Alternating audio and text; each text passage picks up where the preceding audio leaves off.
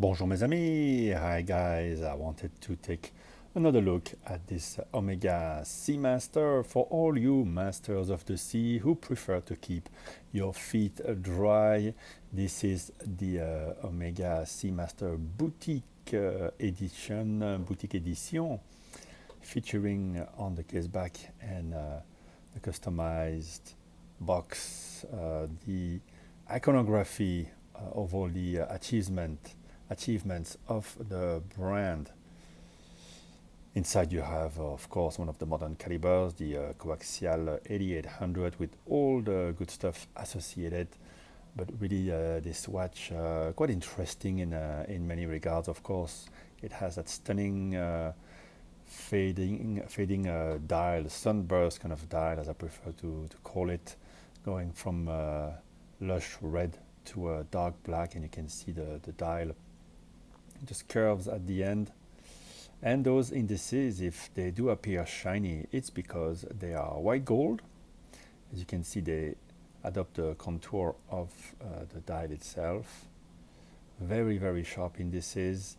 You have that delicate minute track, not quite at the end of them.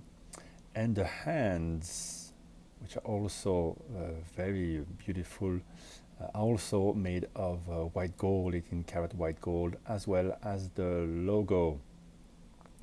So quite a bit of white gold on the face of this watch, which is a coaxial master chronometer, so expect a great performance. And I think that the date at the 6 o'clock on a black background is well done and integrates well for a watch that could be an everyday watch. But for me, it's more like a special event kind of a watch, and it makes the event itself more special when you have a watch that you don't wear, that is not your everyday watch. I think there's room for that in a collection. And certainly, yeah, this one grabbed me, and I wanted to show it to you again because probably many of you didn't see my original video about it. I've had it for a couple of years, and you might have never seen it at one of the Omega boutiques or on the street. And I know that when I wear it, it does catches the eye, and people wonder what it is, and are surprised that Omega does something like this. Now, both the dial style and the case has been seen before, and often when you look up this watch on the website, it will be associated with the city edition. So a few years ago, Omega released a similar watch with different dial colors for celebrating cities, Paris, London, New York, the UAE, Singapore, among others. There was none for Hong Kong, and if there had been, it would have been red, I suppose. So this is not the Hong Kong one, but I bought it in Hong Kong. This is the boutique edition, just celebrating Omega itself in style. Also, there had been some Olympics. There are many series of Omega Olympics watches, but Olympics Seamasters with the same case, and I was actually very interested in them. And it's while I was looking at those that this one came up, and I thought that would be even more special. So interesting soft profile case that has the lyre lugs. Lyre, nobody plays lyre anymore to serenade their mistress or girlfriends. But then you go with this one, is not as strong as the lyre lugs you find on other Omega models from the Seamaster range, among others. But it's still there, so slightly twisted lugs with you see the side is satinated, and you have the beautiful bevel going around. It's a beautiful case, very different, and you have an onion crown. So this one comes with a black strap. That's why it's quite dressy, so that's why I don't really wear it every day these days. I'm more casual, so I don't really often wear a black strap, but I think the black strap is an integral part of the look of this watch. And the buckle is not white gold, it is a stainless steel like the watch itself. But there you go, indices, the sharp hands and the logo are in white gold. And I'll try to zoom in, get a bit of light so you can see some of the icons. You see the diver, the hippocampus, or I'm not sure what it is, golfing here, a bit everything that Omega, or the activities that Omega has been associated with. You have the lunar landing module there, little astronaut. On this side, you have the timing for races, the observatory, movies. I think this is the building in Bienne, home of Omega,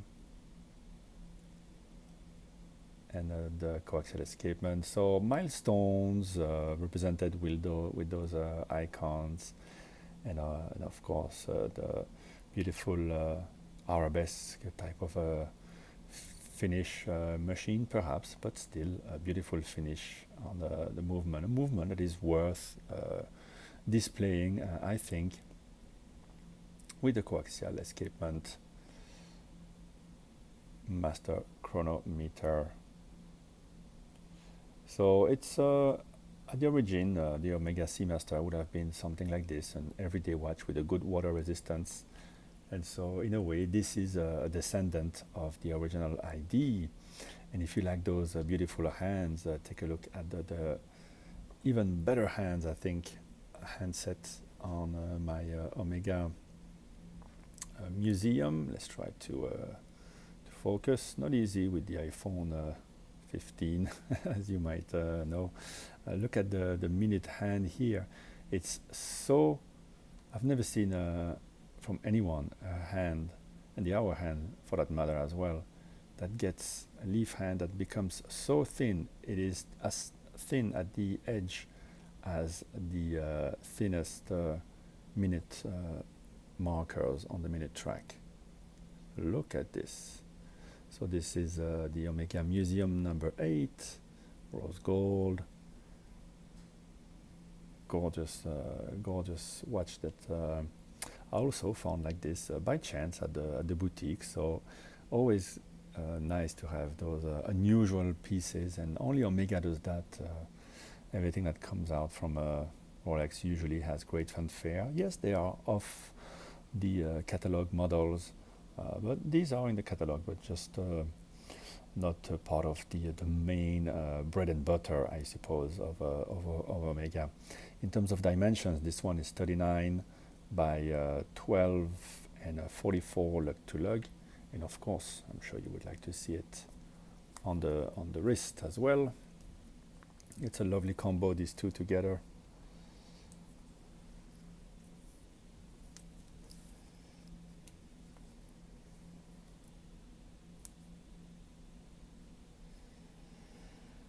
And this is what it looks like.